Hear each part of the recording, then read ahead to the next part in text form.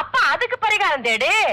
என் பாவாடை அவுந்தது தப்பு இல்ல, பக்கத்து விட்டு பையன் சிரிச்சதுதான் தப்புன்னு சொன்னா எப்படி? பாவாடைய சரியா கட்டிக்கணும் இல்லையா நீ? பொம்பளை என்ன அர்த்தம் தெரியுமா உனக்கு? அவ அரவணைக்கிறதுல பார்வதியா இருக்கணும், சிரிக்கிறதுல லட்சுமியா இருக்கணும், பேசுறதுல சரஸ்வதியா இருக்கணும், மொத்தத்துல முப்பெரும் தேவியரா இருக்கணும், மூதேவியா இருக்க கூடாது. குழந்தை பிறந்த உடனே பர்த் சர்டிபிகேட் வாங்கணும், ஸ்கூல்ல சேரணும்னா நேட்டிவிட்டி சர்டிபிகேட் வாங்கணும், காலேஜ்ல சேரணும்னா மார்க் சர்டிபிகேட் வாங்கணும், வேலையில சேரணும்னா கான்டாக்ட் சர்டிபிகேட் வாங்கணும், செத்தா கூட டெத் சர்டிபிகேட் வாங்குறாங்க. அதே மாதிரி ஆம்பளையா இருந்தாலும் சரி பொம்பளையா இருந்தாலும் சரி, ஆம்பளைன்னா நல்ல புருஷன் பொண்டாட்டிக்கிட்ட சர்டிபிகேட் வாங்கணும், பொம்பளைன்னா நல்ல மருமகன் மாமியார்கிட்ட சர்டிபிகேட் வாங்கணும்.